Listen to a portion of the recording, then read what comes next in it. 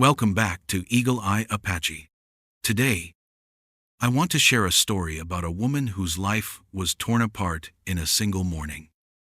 A woman who would be tested in fire, fear, and choices she never dreamed she would face. Her name was Sarah Collins, and this is where her journey begins. At dawn, Sarah awoke to something wrong. It wasn't the sound of wind through the pines or the creak of the cabin walls. It was a scream high, sharp, and filled with terror. Her eyes flew open. Smoke burned her throat before she even sat up. Then came the thunder of hooves, pounding across the earth, and the crack of gunfire echoing against the mountains. In that moment, the world she had always known shattered. She stumbled barefoot from the rough bed she shared with her widowed father and pushed open the cabin door. What met her eyes froze her in place. The settlement was in flames. Roofs collapsed into sparks. Smoke clawed at the sky. Women clutched their children only to be torn away. Men swung rifles and axes in desperate defense. But it was useless. They were outnumbered, swallowed by a storm of shadows, moving swift and deadly through fire and chaos.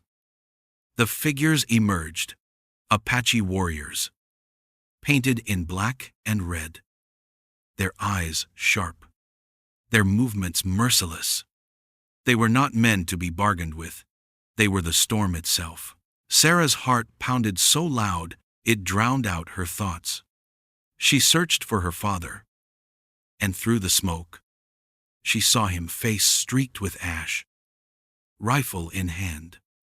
Calling her name, he ran toward her, but in an instant, steel flashed. A cry rose, and then silence. Her father crumpled to the ground. No, her scream tore from her throat, raw and broken. But it was swallowed by the roar of fire. The world collapsed around her. Everything she loved, everything she had clung to for safety, turned to ash in a single heartbeat. Before she could run, a hand like iron clamped around her wrist. She twisted, kicked, struggled, but the grip only tightened. She looked up and met the eyes of her captor. His face was painted with black and red earth, his jaw hard as stone. He said nothing. He didn't need to. His eyes held no mercy, only purpose. He dragged her through the chaos, past burning homes and fallen bodies, until she stumbled against the ground. Ropes bit into her wrists. In moments, she was tied to the back of a horse. The warrior mounted, spurred the animal forward, and Sarah was pulled away, carried into the wilderness as her home vanished behind her. She twisted for one last glimpse, desperate to cling to something familiar. But all she saw was smoke rising into the morning sky. The sound of her father's last cry, echoing in her memory. That was all that remained of her old life, smoke and silence. The days that followed blurred together. The sun beat down on her by day, merciless and unrelenting. The cold bit into her bones by night. Her wrists ached from the ropes, her throat raw from thirst. Other captives had been taken, too. But not all were kept. Some were abandoned on the trail, left behind in silence, their fates uncertain. Sarah alone remained guarded, her every step watched. Why? The question gnawed at her, clawed into her chest. But no answer came. The Apache spoke in words she could not understand, their tones sharp, their glances meaningful. She knew only that she was different, that for reasons she could not grasp, she was spared. Fear wrapped itself around her like chains. It lived in her lungs, in her heartbeat, in the constant dread that each moment might be her last. The land grew wilder the deeper they rode, Cliffs rose around her, towering walls of stone. Pines stood like sentinels, their branches whispering secrets she could not hear. Eagles wheeled overhead, their cries echoing through the vastness. Then, at last, the warriors slowed. They descended into a valley hidden between ridges. Smoke curled from low fires. Women moved among the lodges, their faces guarded, their eyes sharp. Children peered from behind them, pointing, whispering. Warriors turned their heads as Sarah was led through. And in every gaze she felt judgment, not pity, not desire, but something colder, something heavier. She was given food, water, a blanket against the night. But no freedom. It was not kindness. It was not mercy. It was waiting, waiting for something she did not yet understand. That night, Sarah lay curled on the rough ground of a lodge, set apart from the rest. Her hands trembled as she pressed them against her face, the smell of smoke still clinging to her hair. The memory of her father's fall replayed in her mind, a wound that cut deeper with every heartbeat. She tried to weep, but no tears came. Only fear. Only the endless weight of the unknown. She had been carried into a hidden world, a valley guarded by cliffs and shadows, a place where she belonged to no one and nothing, not even herself. And though she could not know it yet, this was not the end of her story. It was only the beginning, for Sarah Collins, daughter of the frontier, had stepped across a threshold from which she could never return. The fire that destroyed her home had forged something new, something untested, something waiting within her. And in the days to come, she would discover that she had not simply been taken captive, she had been chosen. The days passed in a blur of hunger and dread. Sarah moved like a shadow through the Apache camp, never free, never forgotten. The people watched her, always children with curious eyes, women with suspicion, warriors with guarded silence. Though they gave her food, though they allowed her to breathe another day, she was not one of them. She was an outsider, a trespasser in a world she did not understand. Then, one night, her fate shifted. The moon hung high, a pale lantern against the black sky, when two women appeared at the door of her lodge. Their faces were stern, their movements purposeful. One gestured sharply. Sarah understood without words. She was to come. Her heart thudded as she followed them through the valley. Fires burned low, sending smoke and sparks into the night air. The camp was quieter now, though here and there a drumbeat pulsed faintly, like the heartbeat of the land itself. At the center of the camp, she saw them, the elders. They sat in a circle around the council fire, their faces carved with age, their eyes deep with knowledge. Their voices were low and steady, their language flowing like water Sarah barely understood. The flames painted them in gold and shadow, making them appear less like men and women, and more like figures from another world. Her pulse quickened. This was no trial, not for punishment, not for death. She felt it in the way the fire burned, in the way every gaze weighed heavy upon her. Something else was being decided. Words rose and fell, fragments breaking through the veil of language she did not know. She caught pieces: warrior, fever, strength, and one name, spoken with reverence: Kael. The sound of it stilled her breath. She had heard it whispered even among her own people on the frontier. Kael, the fiercest Apache warrior, a man whose raids left settlements burning, a man who, in settler tales, was more myth than flesh. a shadow who struck and vanished. To his enemies he was terror, to his people he was legend. They called him the Wolf of the Cliffs, and now he was broken. She strained to follow the words, until one of the older women, her English halting but clear enough, turned to Sarah and spoke. The wolf is wounded, his body weak. His fever burns. Sarah blinked, struggling to understand why this was being told to her. The woman's gaze did not soften. No woman of the people will tend him. He is too proud. If he wakes to see one of us when he is broken, his spirit will shatter. It will dishonor him and dishonor us. The words sank like stones in Sarah's chest. A question trembled on her lips. But before she could speak, the woman continued, "You will go." Sarah felt the ground tilt beneath her. She shook her head once, small and desperate. I don't understand." The woman's dark eyes flashed, sharp as flint. "You are not of us. You will not shame him. You will bring water. You will wash his body. You will see him where no eyes are allowed." Her throat tightened. She could barely form the words. "And if I refuse?" The woman's reply was quiet, but final as the strike of a blade. "Then you will die."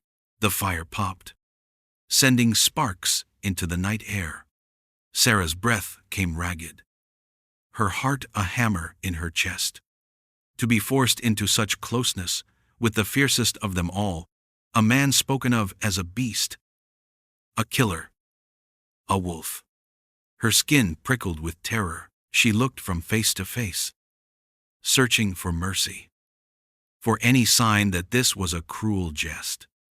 But the elders' expressions did not waver. Their decree had been spoken. When they dismissed her, Sarah stumbled back from the firelight, her steps uneven, her stomach twisting. The two women guided her toward the edge of the camp, where the dark pressed heavy. Only then did her composure break. Her hands shook as she pressed them against her face. Her father's voice echoed in her mind. Though he was gone, she thought of her home ashes on the wind. And now this unbearable order. She would be sent into the presence of Kael, the fiercest of them all. He was more than a man. He was the wolf of the cliffs. Untamed, indomitable, feared by enemies and revered by his own. She had been ordered to touch him, to tend him in his weakness, when even his kin would not. Sleep did not come that night. She lay curled in her lodge, eyes wide, heart racing. Every sound in the darkness seemed louder, the rustle of the wind through the pine trees, the crackle of dying embers, the distant cry of an owl. Her thoughts circled endlessly. She prayed the dawn might not come, that perhaps Kael would slip away into death before she was forced to look into his eyes, that the elders might change their minds, see the cruelty of what they demanded. But morning always comes, when the first pale light touched the ridges. The flap of her lodge was thrown back. The same older woman stood waiting, her expression firm, her words clipped and final. "You come." Sarah's stomach clenched. Her body trembled as she rose to her feet. They pressed a clay bowl and a rough cloth into her hands, leading her toward a stream that gurgled cold and clear. She scrubbed the bowl with shaking fingers, filled it with water, and clutched the cloth as though it were both weapon and curse. The rushing water should have calmed her, but instead it mocked her dread, for she knew what awaited. As she was led back through the camp, eyes followed her again. Warriors, women, even children, they all turned to watch. Their gazes pressed down like a weight she could not shake. She could almost hear their thoughts. "This outsider will go where none of us dare. This woman will step into the lodge of the wolf, Her steps slowed as she drew nearer. The lodge was set apart, built with greater care, as though it marked the man inside as someone above the rest.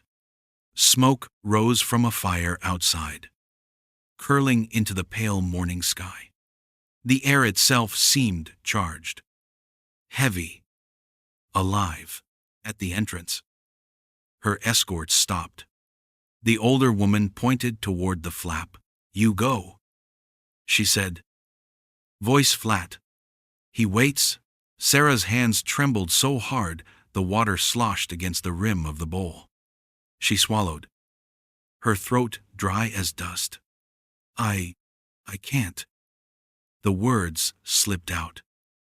A whisper of fear. The woman's eyes narrowed, sharp and merciless. "You do, or you die." Sarah's chest tightened. Her knees felt weak, but her legs carried her forward anyway. She pushed aside the flap of the lodge and stepped into the dim interior, her heart racing like a trapped bird. The air smelled of smoke, sweat, and bitter herbs. And there, on a bed of woven mats, lay Kael, the wolf of the cliffs, even in weakness, even in fever. His presence filled the space like fire, and Sarah knew with bone-deep certainty her life had just entered a new trial, one from which there would be no turning back. At dawn, Sarah was summoned. The cold air stung her skin as she stepped from the lodge. A bowl of water cradled in her trembling hands. A coarse cloth draped across her arm. Around her, the camp stirred awake. Smoke drifted from dying embers. Children whispered from behind their mothers. And warriors sharpened their knives in silence. Every gaze followed her, not with warmth, not with pity, but with judgment. The outsider, their eyes seemed to say it. She will go where none of us dare. She will step into the presence of the wolf. Her steps slowed as the women led her toward the lodge, set apart from the rest. Her stomach tightened, her throat dry as dust. The closer she came, the more the air seemed to change, thick with expectation, charged with something unseen. The lodge loomed before her, larger, sturdier, its frame marked by care, as if to honor the man who lay within. Outside, a fire smoldered, smoke curling into the pale sky. The older woman who had pressed the bowl into Sarah's hands stopped and pointed. "You go. He waits." Sarah's heart hammered. The bowl shook, water sloshing dangerously close to the rim. Her knees begged her to turn, to run. But she remembered the words spoken the night before. "You do, or you die." There was no escape. She drew a breath, pushed back the flap, and stepped inside. The air was heavy, filled with the scent of smoke, sweat, and herbs. Shadows danced along the curved walls where a low fire burned at the center. And there he was, Kael, the wolf of the cliffs. He lay stretched upon a bed of woven mats and furs, his chest bare, rising and falling with labored breaths, even weakened, even drenched in fever. His presence struck her like a blow. His body was carved with muscle, the map of battle etched across his skin in scars, lines of fire, ridges of survival.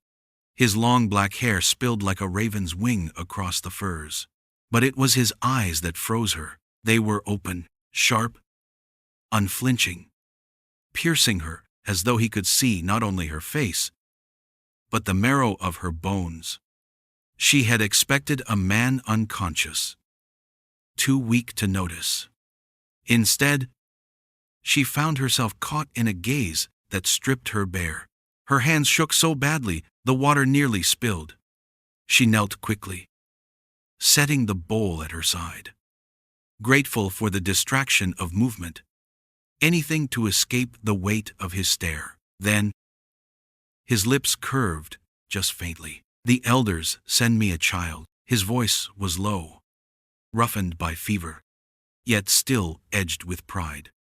Still carrying the authority of a man who had never bowed to anyone. Sarah's breath caught. Her fear flared. But so did something else. Anger. "I am not a child," she whispered. Though her voice quivered, one of his dark brows lifted. And for a fleeting instant, something flickered in his eyes. Not amusement, not cruelty, but something close. Then, he turned his face away, dismissing her, as though she were beneath him. Relief washed through her brief. Fragile, but it did not last.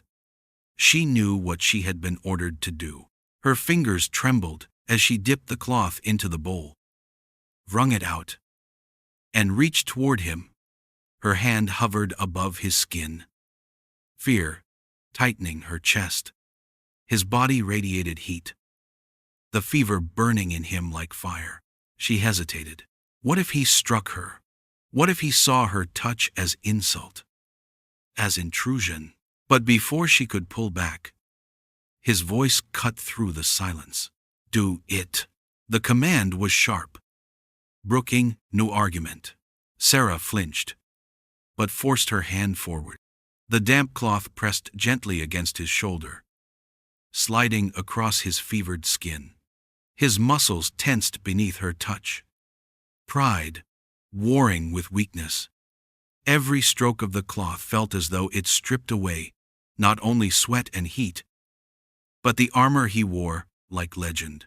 And still, he let her. The fire crackled softly, filling the silence with its restless hiss. Sarah focused on her task, willing her hands to steady. Though her heart thundered, she moved the cloth slowly, carefully, across the map of his scars.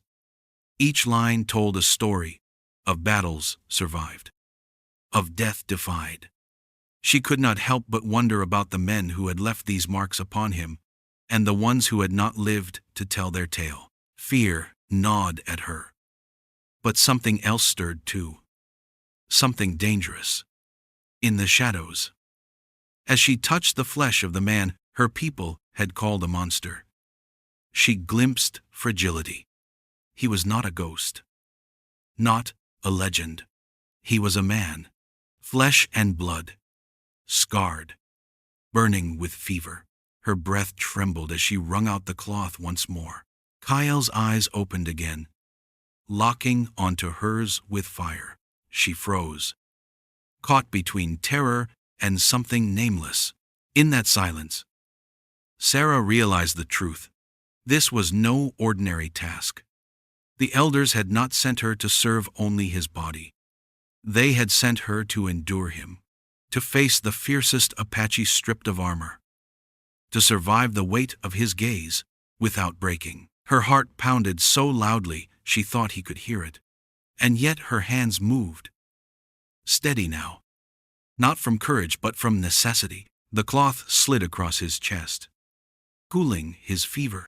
His eyes followed her every movement, dark and unyielding. The wolf of the cliffs had not devoured her. Not yet. But Sarah knew with bone-deep certainty that she had stepped into a trial more dangerous than fire, more consuming than chains. For fear was no longer her only companion. Something had shifted. Something she dared not name. And in the quiet of that dim lodge, Sarah Collins understood the true battle was only just beginning. The days became a rhythm Sarah never chose, yet could not escape. Each morning she was led to Kael's lodge, a bowl of water in her trembling hands, a cloth hanging limp from her fingers. Each morning she entered the dim, smoke-scented space, where the fiercest warrior of the Apache lay weakened yet unbroken. At first, she told herself it was a chore, a task to be endured. Nothing more. She would kneel by his side, wring out the cloth, press it against his burning skin, and leave as quickly as they allowed. But it was never that simple. For every time she touched him, the lines of his legend blurred. The cloth swept across his chest, and she saw scars, long ridges that carved their way over muscle, hardened by years of battle. Jagged marks on his ribs, puckered wounds on his shoulder, a narrow white line across his forearm. Each one was not just a mark of pain, but proof of endurance, proof that he had walked through fire, steel, and fury again and again and lived. And she could not look at him without wondering. Who had struck those blows? How many had tried to kill him, only to fail? How many had fallen beneath his hand? Her people had painted him a beast, a shadow that swept across the frontier, merciless and wild. Yet here, beneath her hands, he was flesh, scarred. Yes, dangerous. Yes, but also fragile, in ways no one else was ever allowed to see. At first, he resisted her, his body tensed when her touch came too near, muscles hardening as though he could will himself beyond her care. His eyes followed her hands with suspicion, a wolf wary of fire. Sometimes he muttered in his own tongue, sharp words she could not understand. And once, when his English returned, he told her flatly, "You do this because they order it, not because you have courage." The words stung like a lash. And yet Sarah did not falter. She answered quietly, almost defiantly, "If I had no courage, I would have run the first night, even if it meant they killed me." Something flickered in his eyes, then so brief, she almost doubted it. Not softness, not kindness, but something that saw her, something that measured her anew. After that, his resistance changed. He no longer tried to stop her. His pride burned. Yes, but his body did not recoil. When she pressed the cloth to his brow, he closed his eyes, breath easing. When weakness overcame him and his hands trembled, he tried to hide it, but she saw. And when his fever broke and strength began to return, his gaze lingered on her differently, not with lust, not with hatred, but with something else, something dangerous. Silence filled the lodge each time she entered, heavy as stone, yet alive with an unspoken charge. She would kneel by his side, the fire crackling softly, the cloth whispering against his skin. He would watch her, eyes dark and unyielding, measuring every breath she took. At first, she feared the silence, desperate to break it with words. But as days passed, she realized the silence itself was its own language. In it, there was no pretense, no disguise, only the truth of presence. And in that silence, something shifted. The warrior she had feared became more than the tales whispered on the frontier. She saw the man beneath the wolf, a man who carried scars not just on his body, but on his soul, a man who bore the weight of a people, yet still bled, still burned with fever, still endured. Her fear did not vanish. It lived in her still, curling in her stomach each time his gaze pierced her.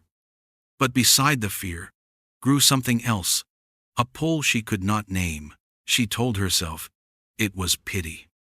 She told herself it was duty. Yet in the quiet, when her hand lingered too long, when her eyes traced the line of a scar across his chest, she knew pity was not the word. Danger, that was the truth. The danger was no longer only in his strength, his legend, his tribe. The danger now lay in the bond forming between them, a bond neither had spoken aloud, yet both could feel in the silence. One evening, As she dipped the cloth and drew it across his arm, her voice slipped free without thought. "So many scars," she whispered. "How have you endured so much?" His eyes snapped to hers, sharp as a blade. For a moment she feared she had crossed a forbidden line. But then he answered, his voice low and rough, carrying the weight of years. "Each scar is a story. Each story is blood. I endure because I must." He paused, gaze burning into hers. "Do you turn your eyes away from them?" Her throat tightened. Slowly, she shook her head. "No.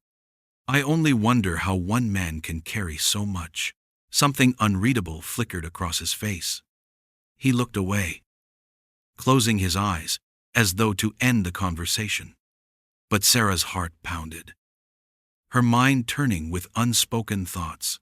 That night, as she left the lodge, the air outside felt different. The camp was the same, fires burning low, children laughing faintly in the distance. But within her, something had changed. She had gone to Kael as a captive, forced to tend a wounded enemy. Yet each day, each scar, each silence had stripped away the mask of legend and left behind the truth of a man, and with that truth came a bond dangerous, forbidden, and growing stronger with every touch of her hand. Sarah knew the elders had bound her to a task that could never remain hidden. For what was forming between her and the wolf of the cliffs was no longer duty. It was something far more perilous. Night fell heavy upon the valley, its silence broken only by the whisper of the wind and the faint beat of drums echoing somewhere in the dark. Sarah sat just outside the lodge where she had tended Kael once again, her hands raw from wringing the cloth, her heart aching with questions she dared not ask. She had grown used to the rhythm of this strange captivity, the bowl of water, the damp cloth, the weight of his eyes upon her, but her spirit was restless. She felt the ground shifting beneath her, though she could not yet name why. That was when she heard them, the elders' voices, low and steady, carried across the night air. She stilled, every muscle tensing. Their words were not meant for her, yet she understood fragments, pieced together from the scraps of their tongues she had learned. She leaned closer, the shadows cloaking her as she listened. They spoke of Kael, not as a man, not as a warrior, but as something more, the wolf of the cliffs. One elder said, his voice brittle with age, "He carries the spirit of our ancestors." Another answered, grave and reverent, "His strength binds us. If he falls, the tribe falters. His body is our survival." Sarah's breath caught. The oldest woman among them spoke next, her words fierce despite their tremor. "No woman of our blood may see him broken. To do so would unbalance the spirit he carries. Only an outsider may touch what is forbidden." A chill swept through Sarah, sharper than the mountain wind. Her hand flew to her mouth, as though to hold the truth inside. Now she understood. She was not tending him because she was expendable. She was tending him because she was set apart, because she was not of them. She was the only one allowed to see what no one else dared. Her heart pounded in her ears. She realized then the danger she carried, not just the secret of Kael's wounds, but the knowledge of his sacred place among his people. If anyone suspected how much she had seen, how much she now knew, her life might not be spared a second time. That night, when she returned to his lodge, her hands trembled so violently she nearly dropped the bowl. The firelight flickered against Kael's scarred skin, his eyes glinting dark as obsidian. He noticed instantly. "You are afraid," he said, his voice low, steady. She almost laughed at the simplicity of it. Afraid. The word was too small. What coursed through her was more than fear. It was dread, awe, confusion. She set the bowl down, her throat tight. For a long moment, she hesitated. Then the question broke from her lips, trembling and raw. Why me? Why did they send me to you? Kael's gaze sharpened, his expression hardening into a wall. For a breath, she thought he would not answer. Then, his voice cut the air like a blade. Because no one else can. Her heart hammered. She pressed, surprising herself with her own boldness. That's not true. The women here, they could help you. But they won't. They say it is forbidden. His jaw clenched, his eyes burning into hers. Forbidden, he repeated. The word carrying a weight she could not measure. They believe you carry something more than scars, she whispered. Her words shook, but she could not stop them now. They say you bear the spirit of the wolf, that your life belongs not just to you, but to your people. Silence filled the lodge, heavy as stone. The fire cracked, throwing shadows across his face. Kael did not move, did not breathe. His eyes narrowed, fierce and unrelenting. Sarah thought he might strike her down for daring to speak what was not hers to know. But when he finally spoke, his voice was not thunder. It was low, almost bitter. They see me as more than a man. They say my visions guide them. They say my strength holds them. But visions are only shadows. Scars are the truth. Her breath caught. He had not denied it. He had admitted what the elders whispered in secret, that he bore a burden greater than flesh and blood. Why tell me this? She asked softly, daring to meet his gaze. His eyes held hers, dark, unwavering. Because you already see. You have looked when no one else would. You have touched what no one else dares. You know now what no other eyes have ever known. Her pulse thundered in her ears. She felt the world tilt beneath her, the firelight spinning into shapes she could not hold. He was right. She had crossed into a place no one else was allowed. She had seen him, his scars, his weakness, his spirit, and now carried the secret like a brand upon her soul. And with it came the weight of danger. For in that moment, Sarah understood the truth. She was no longer merely a captive. She was no longer just a servant obeying orders. She had become the keeper of Kael's most guarded secret. A secret that could destroy them both. As she bent once more to dip the cloth in the water, her hands steadier now, though her heart still raced.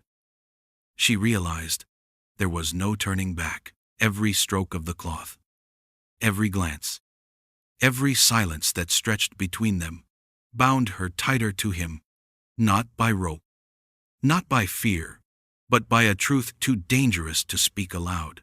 And though she did not yet know it, the fire between them had only begun to burn. The days wore on, each one weaving Sarah deeper into the rhythm of the camp, deeper into the lodge where the wolf of the cliffs lay recovering. His fever had broken, his strength was returning, and with it, his voice sharpened. He no longer endured her presence in silence. He began to test her. Kael's words struck like arrows, swift and unyielding. Your people, he said one morning as she wrung out the cloth, live behind wooden walls, afraid of the wind, afraid of the dark. They would not last a single season in the mountains. Sarah stiffened, her hand pausing in midair. His eyes burned, daring her to respond. She wanted to stay quiet. She wanted to keep her head bowed, to let his words slide past her like water over stone. But something in her rose against the insult. Sharp and unwilling to bend, she lifted her chin. And yet, I am here," she said softly but firmly. "Alive in your lodge. Longer than you thought I would last." His gaze narrowed. A flicker of something unreadable passed over his face. And for a moment, the silence was heavier than the words.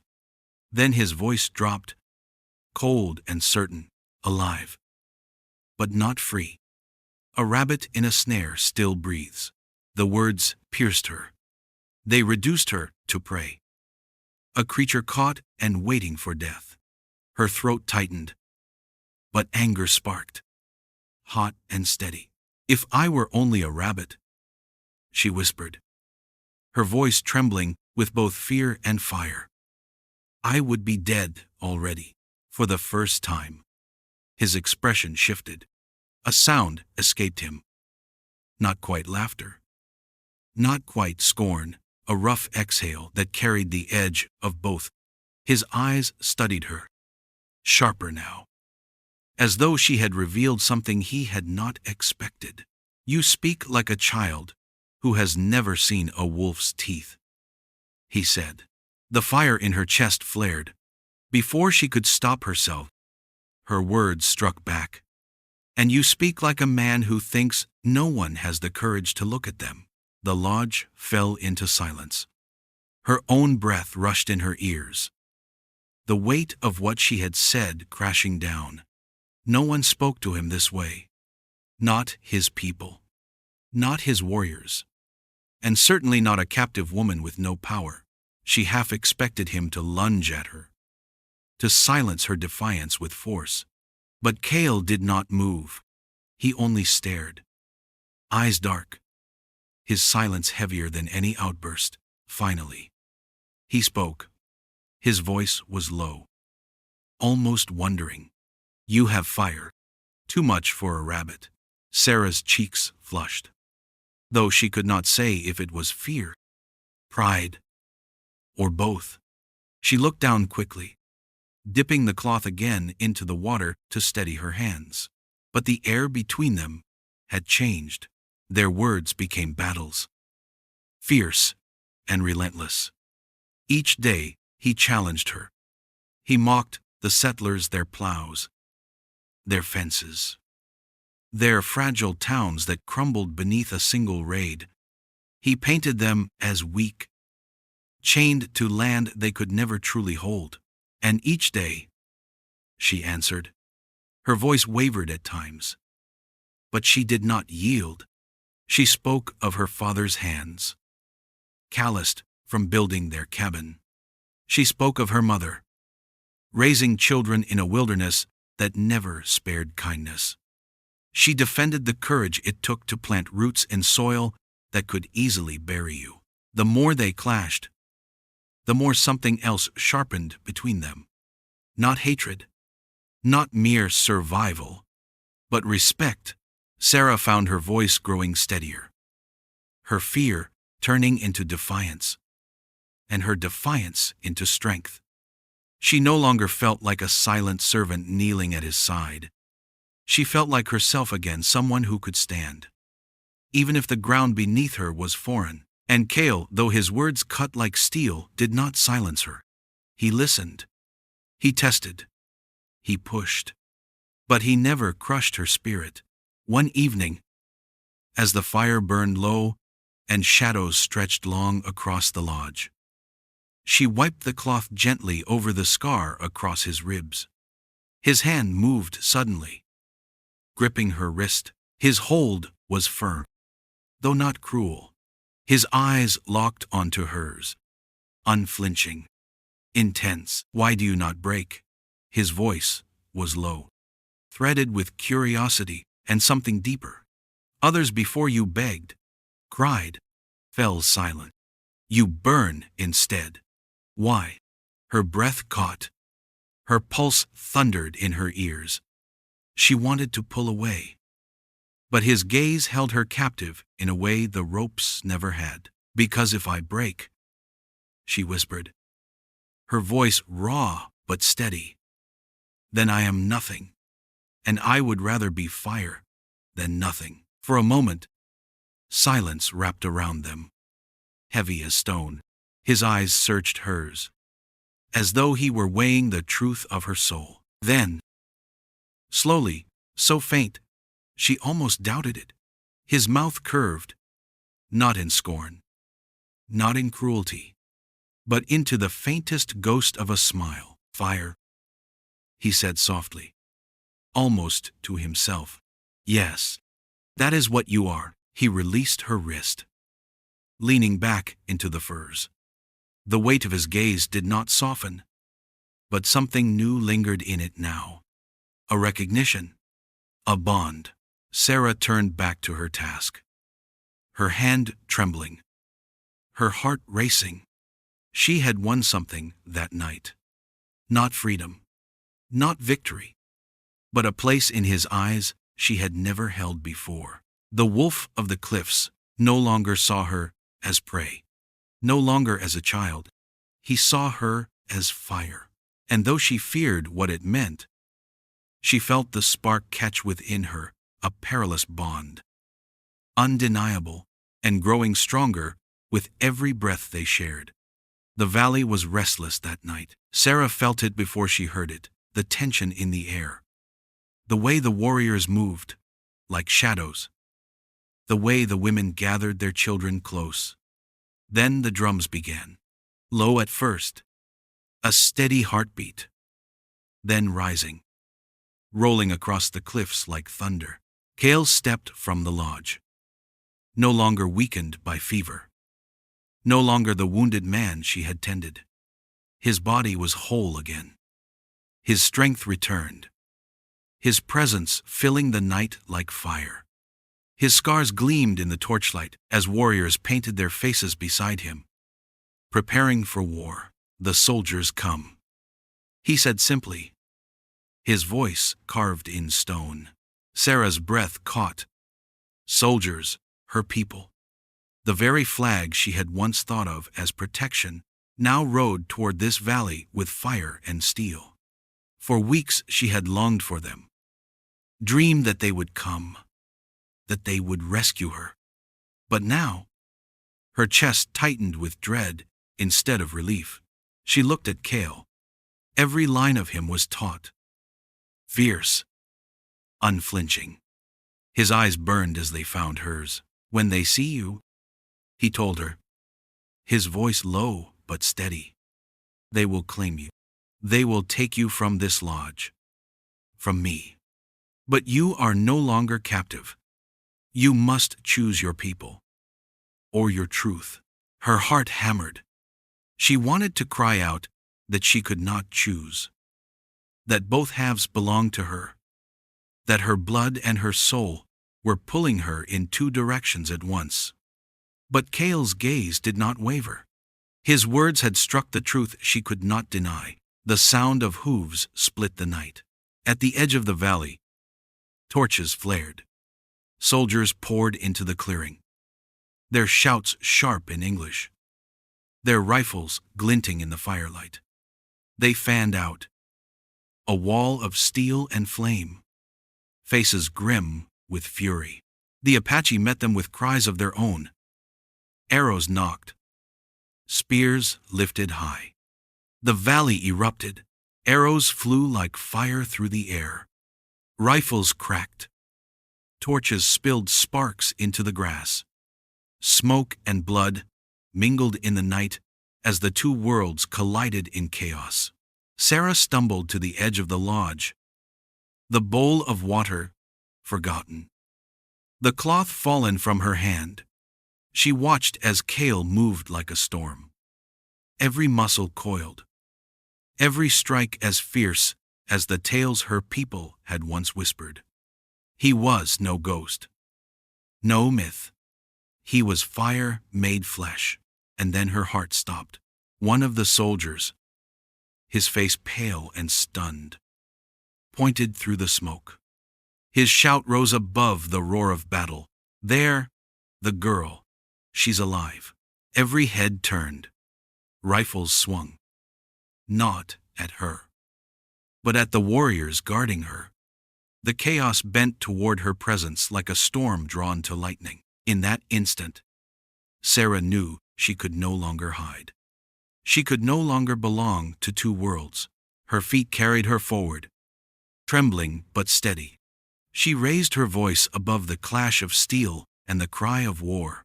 Stop! The word tore from her throat, ragged and desperate. Stop this! The battle faltered. For a heartbeat? Soldiers hesitated. Apache warriors froze. Sarah's chest rose and fell as she cried again. Louder this time. Her voice breaking but unyielding. I live because of him.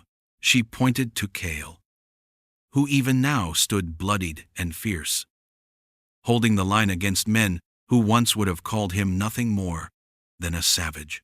He saved me, she shouted. He is no beast. He is no savage. If you kill him, you kill the man who gave me back my life. Her words hung in the air like a prayer, trembling, raw. For the first time, the battlefield seemed to hold its breath. The soldiers stared, caught between duty and doubt. The Apache stilled, their painted faces unreadable. Even the drums seemed to fade into silence. Then the shot rang out. One soldier, his rage unbroken, lifted his rifle and fired. The bullet split the night. Kael staggered. His body jerked as the shot grazed deep across his shoulder. Blood blossomed red against the scars she had touched with her trembling hands. Sarah screamed. Without thought, without fear, she ran to him. Her knees hit the earth as she fell beside him, her hands pressing against the wound, her tears blurring the fire and smoke. No, she cried, her voice breaking into the night. No. Not again. Please. Not again. Kael's face was pale, but his eyes, those fierce, unyielding eyes, remained fixed on hers. His lips curved faintly, blood staining his teeth. His breath rough and shallow.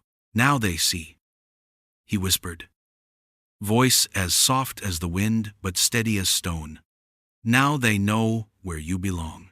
Tears streamed down her face as she bent over him, shielding his body with her own. She did not care about rifles, about torches, about the judgment of either side. In that moment, her choice was carved into the night. She had chosen not the walls, not the flag, not the safety of her old world. She had chosen him, the wolf of the cliffs, the man she had bathed, the man she had seen where no one else dared look. And as the storm of battle raged around them, Sarah knew with bone-deep certainty that whatever came next, her truth had been spoken, and it was him. The battlefield roared around her, steel clashing, arrows flying, torches spilling sparks into the night, but Sarah heard only his voice. Kael's hand, slick with blood, found hers. His grip was steady, unyielding, despite the wound. His breath came shallow, yet his eyes burned with the same fire she had seen from the first moment she entered his lodge. Now they see, he whispered, his words rough but certain. Now they know where you belong. Her chest tightened. She had fought it for days, told herself she was still a daughter of settlers, still bound to the world she had been stolen from. But the truth pressed against her, undeniable.